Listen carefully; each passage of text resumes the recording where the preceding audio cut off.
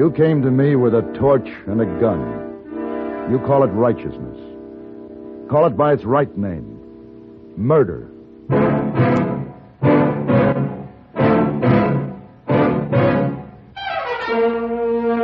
Have Gun, Will Travel. Starring Mr. John Dehner as Paladin.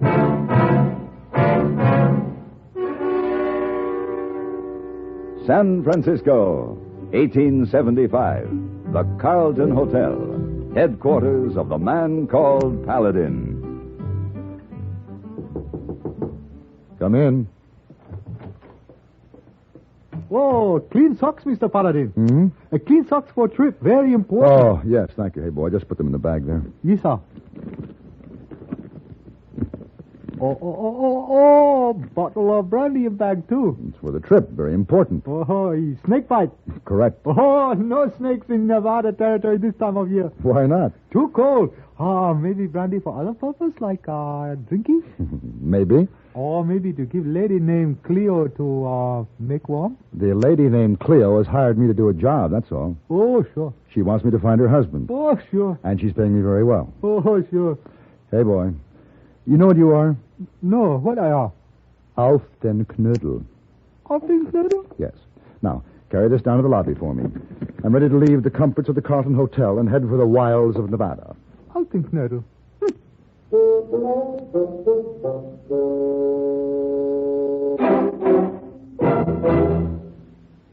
Do you see speed laws and other regulations as restrictive, or do you look upon them as protective? When a police officer writes a summons for traffic violations, do you see him as an enemy or a friend? Your life may depend on your attitudes. Statistics clearly indicate that where laws are obeyed, deaths go down. It's no secret that emotional immaturity is the major factor in our accident rate. How else but childish can you describe the notion that breaking a traffic regulation is a way of getting away with something? What could be more infantile than believing one can prove his superiority by ignoring a stoplight? Unfortunately, too many drivers on the road subscribe to that kind of emotional outlook. The result is tragic. Almost 85% of all traffic accidents in America are caused by careless, childish driving. We hope you know our traffic laws and the people who enforce them are there to help save your life.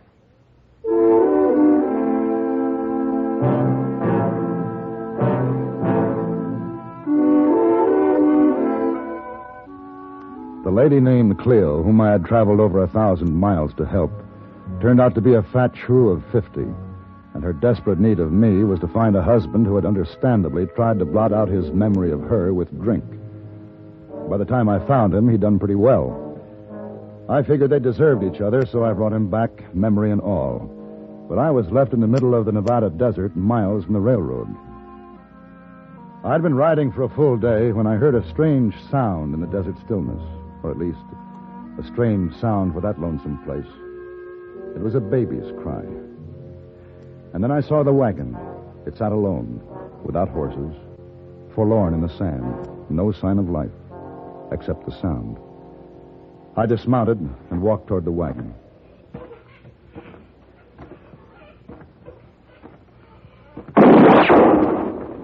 Get away from that wagon. Well, I thought it was deserted. Move away, mister, while you still can. Is this all right? Now get on your horse and ride on. Are you alone here? That don't matter. A woman can't last out here by herself. Where's your man? Clear out, mister. What's that you've been digging? It don't concern you. Is it a grave? Who's it for? The baby and me. Oh, look, I don't know what this is all about, but won't you let me help you? You can't help us none. I can try. You ain't a doctor, are you? No, I'm not. Move on, then. What's wrong with the baby? Typhoid. Typhoid fever. Well, maybe I could Hold have... fast, mister. I'd just as soon shoot you dead as know you got a killing fever from us. But you just can't stay Please, out here mister. and... I ain't got the strength to dig another grave. Has the doctor seen your baby? No. Well, then you can't be sure it's typhoid. Mr. Mulrooney knows. Who? Mulrooney, the wagon master. He knows the symptoms. And he just cut you loose? Left you out here to die? He said it was either the baby and me or the whole wagon train. Are they sending help? What can they do? Well, there's a settlement less than a day's ride from here. We'll hitch my horse to the wagon No. and head out. They won't let us in. The wagon train's there by now. They'll know about the typhoid. They'll never let us in, not now. Look, there's fresh water and food in my saddlebag. Enough to hold you till I get back. Where are you going? To get help. Mister, you don't have to do this. Let's just say I want to.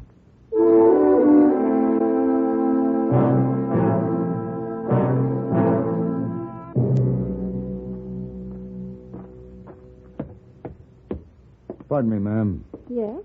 They said at the store I'd find a doctor at this house. Yes, that's right. My name is Paladin. I'd like to speak to the doctor, if I may. You are Mr. Paladin. You're the doctor? Dr. Phyllis Thackeray. Oh, well, how do you do? Didn't they tell you down at the store? Well, there were some looks. I guess people out here haven't got used to the idea of a woman doctor. Most of them won't even believe I am a doctor. Are you? My diploma's inside, if you care to look. Oh, well, no, I'm not the patient. Who is then? A woman and her baby. What's wrong with them? The baby might have typhoid fever. Might have? Well, I'm not sure. Where are they? They're lying in a wagon a day's ride from here. I see. It's a long ride. You'll find my horse in the stable. By the time you have him saddled, I'll be ready to go. You're quite a woman. I'm a doctor, Mr. Paladin. Wait a minute. Oh. Looks like a delegation, doesn't it? Yeah. Just a minute, you two. I got something to say. Yes, Mr. Davis? Mister, you didn't tell us those people had typhoid fever. No, I didn't. Who did? I did. My name's Jeremiah Mulrooney. Well, now, Mulrooney. You don't look like a murderer. What? You sentenced that woman and her baby to die when you left them out in the desert. They're diseased.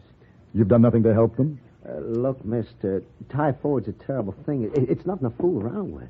We don't want it here. He that toucheth pitch shall be defiled forthwith. You've consorted with the disease. The fever is upon you, too. So, you'd better make tracks, mister. Wait.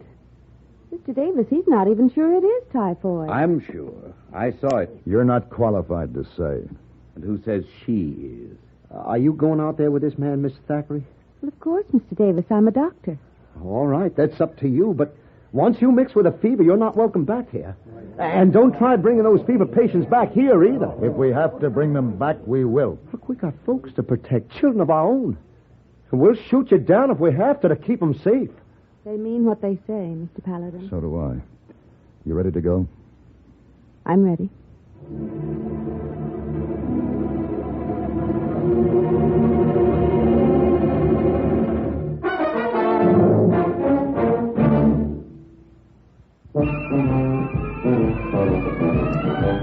Of all leading filters, cigarettes, Kent filters best, Kent filters best. It makes good sense when you smoke Kent, Kent filters best. Of all other brands of cigarettes, Kent tastes the best, Kent tastes the best. A richer taste than all the rest, Kent filters best.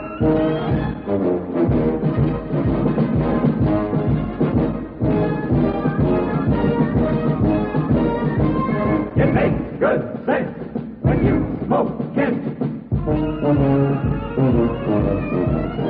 Of all leading filter cigarettes, Kent filters best.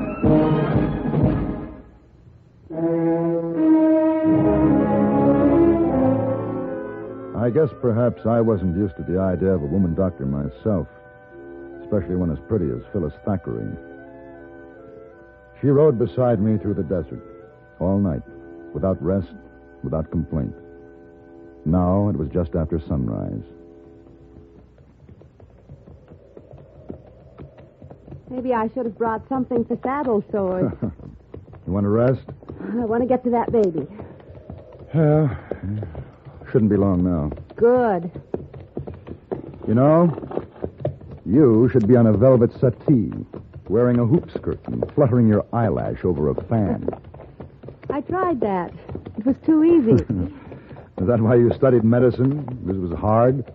Maybe, something like that. Wasn't it tough enough practicing back east?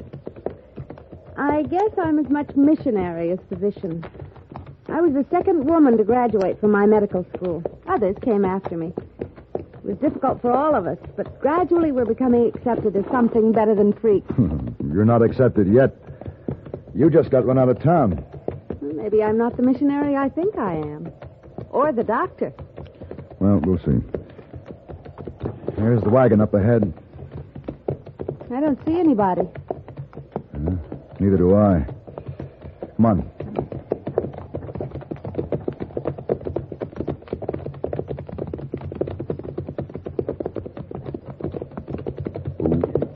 Ooh, now. Ooh.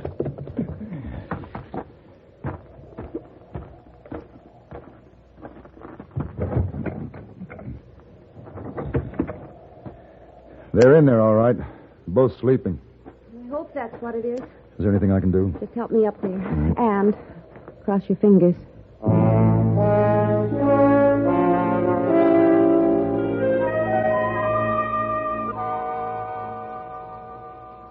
Doctor, coffee's ready. Smells good. The food will be ready in a minute. Here. Thanks. How are they? Well, the mother's suffering from exhaustion, exposure, nerves, no sleep. The baby? Typhoid? Well, maybe. I don't know yet. Mulrooney knows all the symptoms. So do I. High fever, red spots, delirium, and a coma that leads to the crisis. The baby has all of them. Still, it could be something else. But whatever it is, I can't do much for her in this wilderness. You want to take them back to town? Yes. You know what that means? Yes. It's necessary, medically? Yes. I'll hitch the horses to the wagon. Mr. Paladin. You don't have to come with me. I wouldn't miss it. There's something about that Mulrooney's face I didn't like.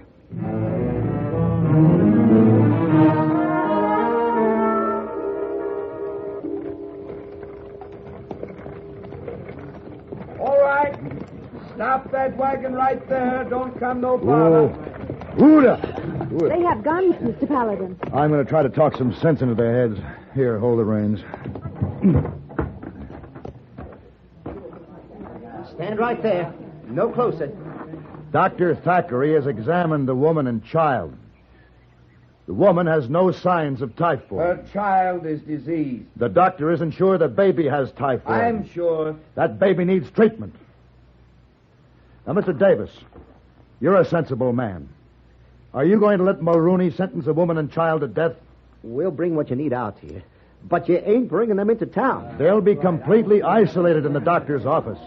Paladin, they're sick, and we can't take the chance. We've got to protect us. They're not as sick as you people. Now, you may be able to keep them out of this settlement, but you'll carry your own sickness with you wherever you go. You'll die again every time you see a baby smile. We've got our own kids to think about. How do your children cry when they're sick? Any different from that baby? Suppose it was your child crying like that. Would you send it to the desert to die? Now listen to me, all of you. I'm driving that wagon to the doctor's office, and don't you try to stop me. If you need a doctor, you know where she'll be. We won't let you do it, Paladin. We won't let you bring disease and pestilence into our midst. I'm afraid they'll use those guns, Mr. Paladin. Get back there with Mrs. Benson. Both of you lie flat. You going to try it? Go on, get back. Come on! Stopping! Shoot!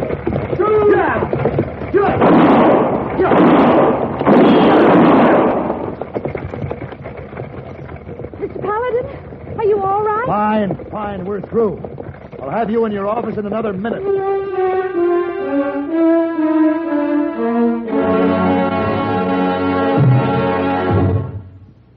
CBS Radio will score another goal on New Year's Day, as most of these same stations bring you our play-by-play broadcasts of the two year-end football classics, the Orange Bowl and Cotton Bowl games. From the Orange Bowl, CBS News sports experts will call the thrills in the Oklahoma-Syracuse contest. Syracuse will be making its second appearance at the Orange Bowl this year with an 8-1 record. Sporting a 9-1 record, Oklahoma will make its fourth appearance. There'll be plenty of excitement at the Cotton Bowl, too, where Texas Christian will be battling it out with the Air Force Academy. The Texans have made it with an 8-2 this year, and the Air Force Academy is the Cinderella team of college football, with 9 wins, no losses, and 1 tie to date. No matter where you go, no matter what else you're doing on New Year's Day, here's CBS Radio's on-the-spot broadcast of the Orange Bowl and Cotton Bowl games.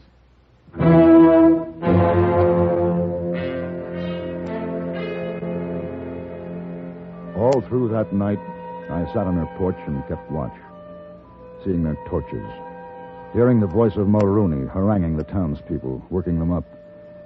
But they didn't come. And inside, the doctor worked with her patients. It was after dawn when she came out to me. Still quiet? Oh, well. Mulrooney is still working on them like a witch doctor. There's breakfast inside. You'd better eat something. I'll stand guard for a while. Thanks. How's Miss Benson? She'll be all right after she gets some rest. And the baby? The fever broke last night. Oh, what does that mean? It isn't typhoid. Not typhoid? You sure? Yes.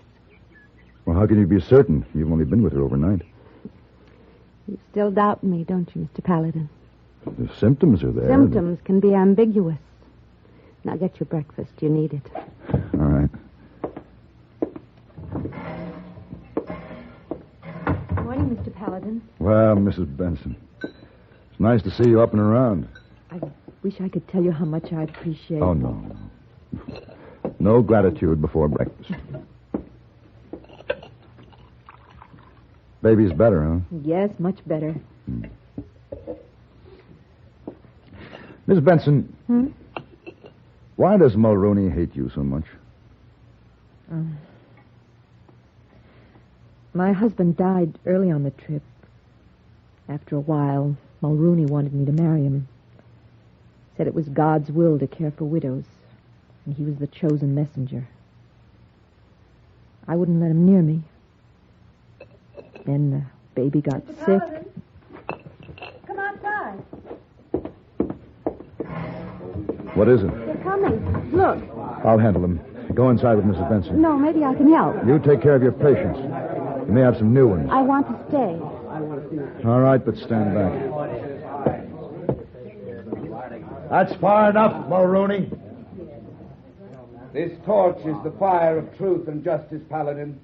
It will burn away the seeds that Clara Benson has spread among us. It will scourge the disease from our souls and bodies and purify these homes again. The only disease is in you, Mulrooney. Mrs. Benson is well, and the baby is out of danger. Lies! In the very face of judgment. Mulrooney, I'm giving you 15 seconds to drop that torch and call off those rifles. The flames of the just will banish this scourge. Let the fires rage in the land of... You have 10 seconds. Wait! Listen, all of you. That baby never had typhoid fever. Don't believe her. I saw the child raging with fever, livid with rash. That rash was measles. 3-day measles. You're lying. 3-day measles, Mr. Mulrooney. And you left them to die because of it. Mrs. Benson, bring the baby out. No, it's not true. You're trying to humiliate me, to belittle me. You'll see. All of you. The fever is down. The rash has faded. Her eyes are bright. There, look. Look at her, Mulrooney. You can kill people with hate, but not with 3-day measles. Mulrooney, 3-day measles. Stop! Stop it! You can't laugh at me! Stop! Paladin! Mulrooney, don't be a fool. going to kill you, Paladin. I'm going to laugh at your grave.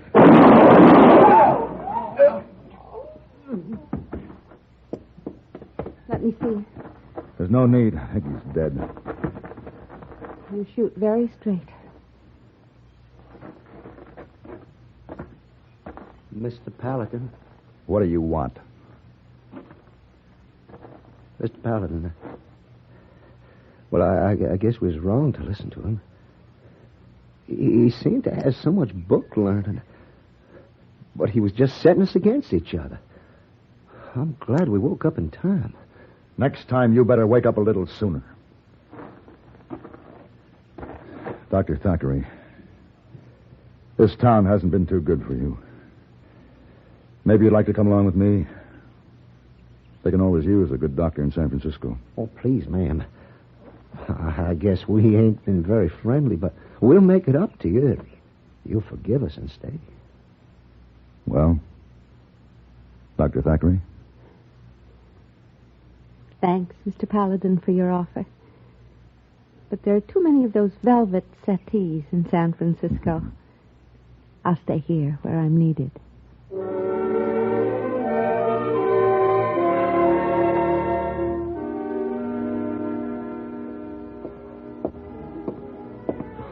Oh, good afternoon, Mr. Paladin. Good afternoon, hey boy. You get in late last night. Sleep all day. Now up and feeling fine. I do indeed. Oh, you have good time with Lady Cleo? Lady Cleo? Lady who sent for you, you know. Oh, as a matter of fact, I'd forgotten about her. Oh, sure. I met a lady who was much more charming. A lady doctor. Oh, sure. Yeah. As a matter of fact, I've had a fine case of 3-day measles. Oh, yeah, the 3-day measles. Oh, sure. It's true. You got dirty laundry. You put out tonight. To coin a phrase, hey boy. Oh, sure.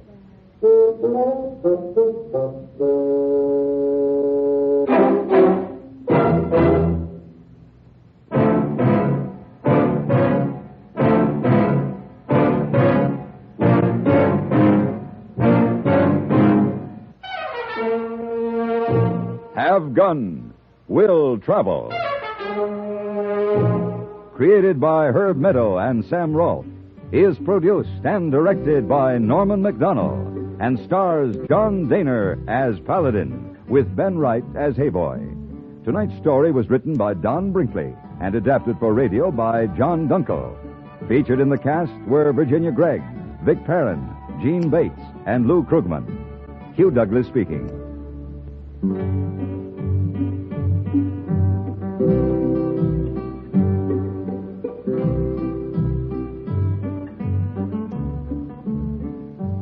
Join us again next week for Have Gun, Will Travel.